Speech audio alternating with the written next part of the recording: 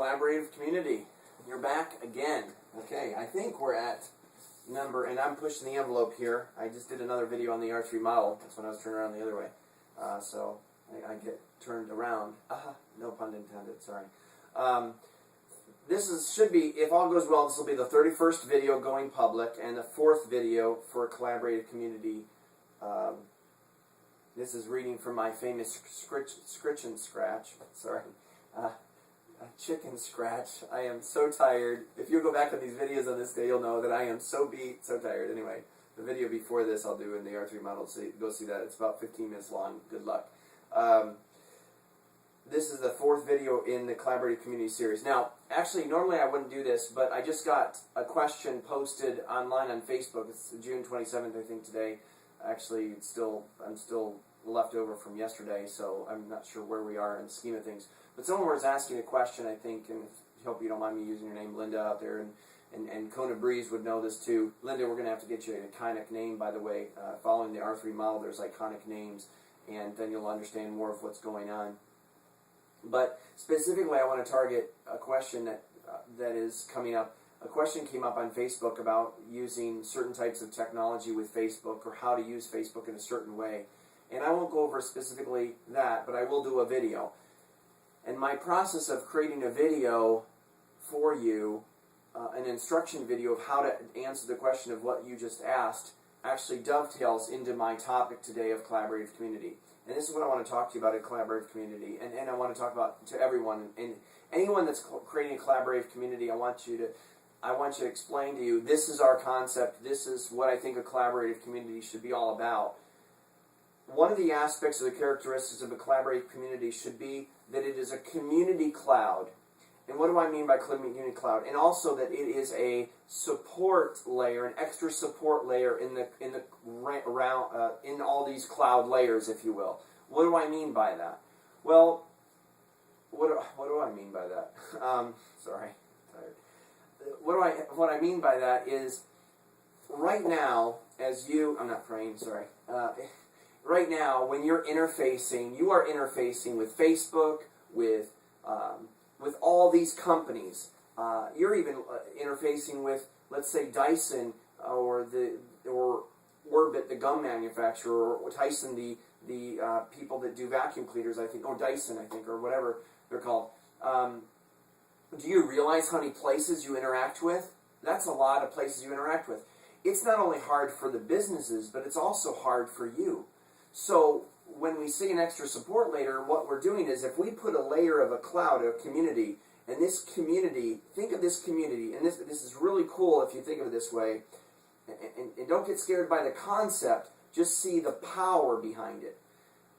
And I'll have to describe other details about it later, but think of it as if your community operates like a corporation, but let me just talk about the benefits of that corporation. But you're not. You're individuals. You're like individual departments, and I'll talk about a video just about that concept, departments. You are departments within the greater part of the community. So the community wants to invest in you. That's one aspect. But the aspect I want to talk to you about today is the aspect that there's this extra support cloud, basically, you're interfacing with. So all those questions you have asked, the Facebook questions, do you think you can call up Facebook and ask them, oh, hey, Facebook, hey, you just changed your model today, whatever. No. You'll go on their forums, they'll send you here, they'll send you here. The problem is that change is happening at such a rapid rate, no one can keep up. So that's why you have some people, they're Facebookers, some people's tweet people, some people are on all these areas. Businesses can't keep up. Do you think a business that's running a business, you really think they have time to be on Facebook all the time? They don't, if they're a small business. And so there's this need, basically, that the cloud the community cloud, or this collaborative community, fills in the gap. So let me just go over some notes here that I have. Basically, who do you ask when? Question mark. Who is responsible for blank? Collaborative community fills in the gaps. Centerport specifically, and I'll talk about that, chooses technologies and standardizes its use of those technologies, which not only do we choose that we're going to use Facebook, Centerport chooses we use Facebook not only that we choose to use Facebook, but we choose to use Facebook in this way. So we actually have protocols and funds that all citizens of Facebook, all citizens use in the same way. And this is when it gets really powerful. And I'm going to hone in on this right now, because even if you just get this, this is powerful. The people that are citizens of Centerport that are coming on to Collaborative Community, do you see how we're using Facebook? We're basically on the page, we have Collaborative Community, but then we use the @ sign and then type in Collaborative Community, and then type in Collaborative Community of Centerport, and then you put @ sign Centerport, and all of a sudden it posted on Collaborative Community and Centerport. And we can connect with everybody imaginable. You'll start seeing hundreds of us connecting with one another. Citizens are told that as soon as you become a citizen of Centerport, you create a public figure page of on Facebook, and then all of us citizens then jump on your page and become fans of your page. So we're more powerful as a people, and that's how we're running our stuff. But you have to have. But see, we're not only harnessing the technology. We're harnessing, and that's the R3 method. If you want to follow the R3, and there we go, @ sign, type R3 model. But you have to like the page before you do this process. And then you jump over, and then you're talking. And then all of a sudden a conversation is emerging. But, so who made those decisions? Well, at the top of Centerport, or in the core of Centerport, what we call the core, which you're going to have to ask the R3 model to find out what the core is anyway. There's all this cool language. We basically are building an entirely new culture. Now, Centerport is one collaborative community, right?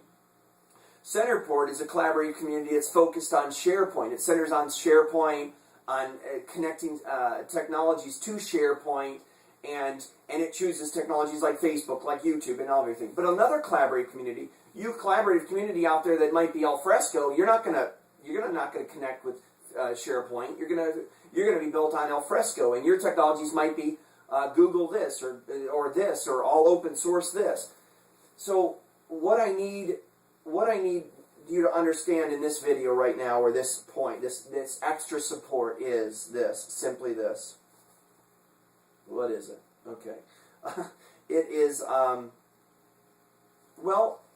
it's basically, remember when I said it's good for the business, it's good for the individual, or good for the corporations?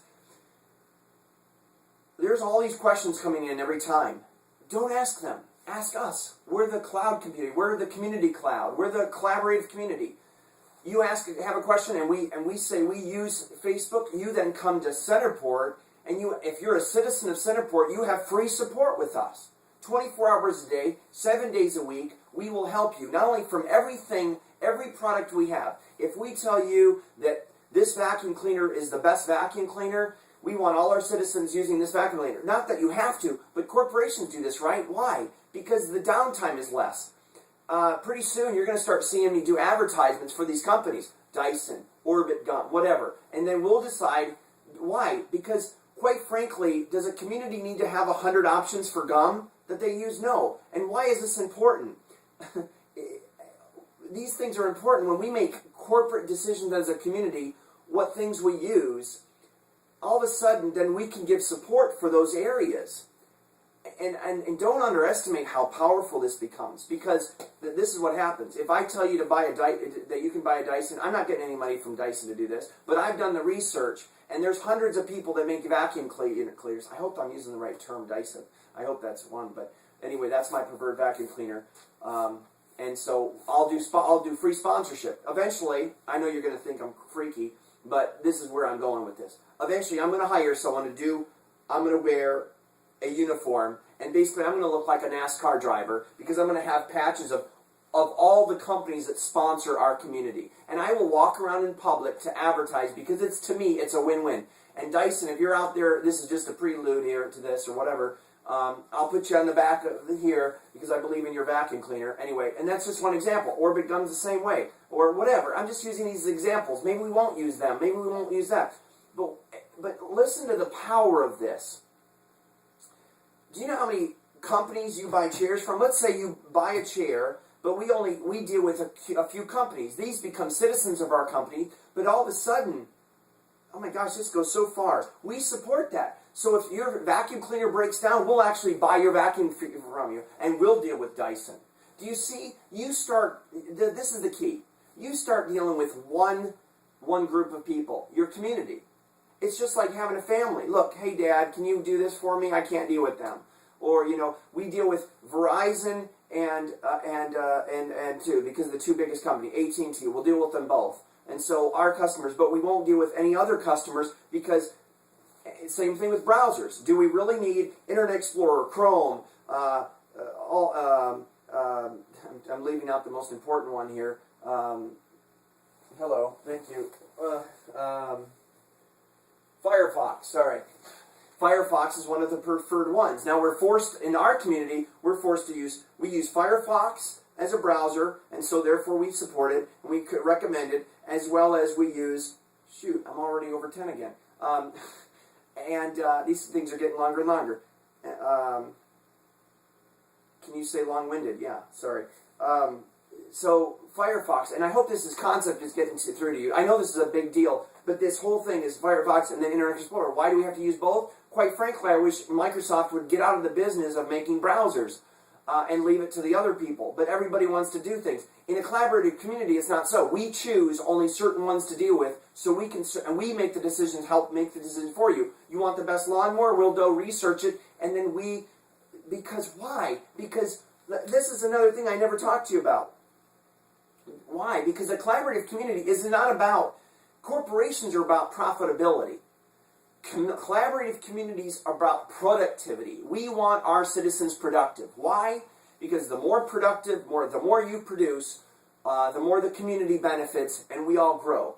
My job is to make you as productive as possible, so therefore I don't want you using bad technology. I will do the research for you, and pretty soon in the community we'll have people specializing in just Facebook people. So if you have a tech support question on Facebook, you'll deal with Centerport. Centerport will have specialty areas in all these areas. I know this is a lot to take on, but so we'll actually provide private training on these. So watch this though. This is good for the government, for the business, for everything. Why?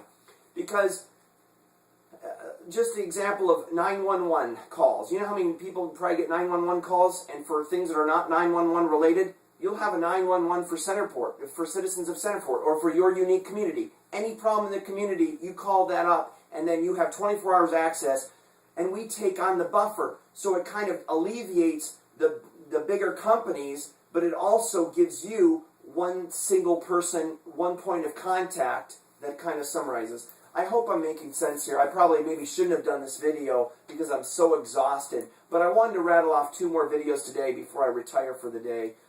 I'm exhausted. I thank you. Please give me feedback on some of these things, because some of these I'm so tired and I'm not sure if I'm getting through any points. But the whole point of this one is just the fact that, before this we went over nurturing community environment, centralized hubs, and this was, and the 4th one here, the one before that was collaborative community, so that was 3. Number 4 here is another layer of this cloud, and basically a support cloud. So basically, you have a question about any technology we use, YouTube or whatever, we will answer the question for you. More so as you become citizens or members of Centerport, but right now we're doing it for any of you that are asking questions, because we want to get the word out about what Centerport does. And we're trying, and so basically, when you look up Iconic Name, that's for another video. Ask me about Iconic Name sometime and how we're uniquely using Iconic Names. But look at how we're using Facebook. We're tying YouTube into Facebook, into different pages from citizens. Just look at it. We're trying to be an example, and we're also helping our citizens get on board to use it. So to answer your question, the question that was asked about @sign, I'll do a video later about it sometime, but anyway, way late. Another video, another time. Thank you.